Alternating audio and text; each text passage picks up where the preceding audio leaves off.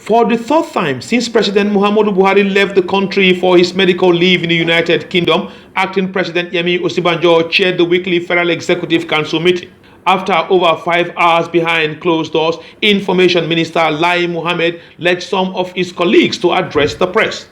Speaking, Agriculture Minister Chief Audu Ogbe says some measures aimed at forcing down food prices across the countries were adopted for implementation by Council. The good thing is that there is no real shortage of food. There's food, but the prices are a bit too high and Nigerians are groaning under the pain. One of the things we found out is that the cost of transportation has become extremely high, especially because of the fact that most of our transportation is by road. Diesel prices have gone up and trucks are finding it difficult to move from place to place at the old prices.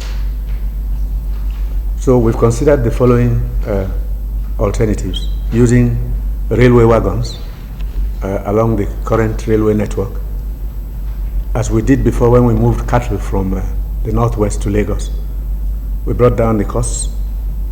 We avoided the multiple taxation that is visited on transporters in this country by local government roadblocks, most of them not very legal, along the highways. Minister of Trades and Investment, Mr. Okechukwu Onelema, spoke on Council's approval for some measures to boost tomatoes production in some states of the Federation. And then we're going to restrict imports of finished tomato products that can be produced locally. So all the retail products that people bring in terms of paste, powder, and all those things, those imports will be restricted because they are clearly manufactured locally.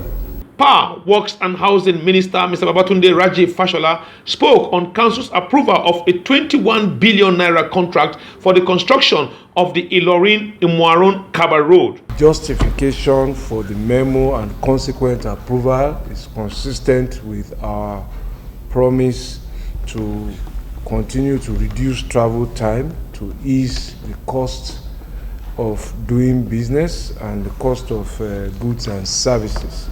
Mr. Fashola also disclosed that Council approved a consultancy contract for 589 million naira for environment and social impact assessment ahead of a Japanese loan to boost power transmission. One of the measures adopted by the Federal Executive Council to force down the high cost of food prices across the Federation is that directing security men on most of the nation's roads to allow easy passage for vehicles carrying foodstuff.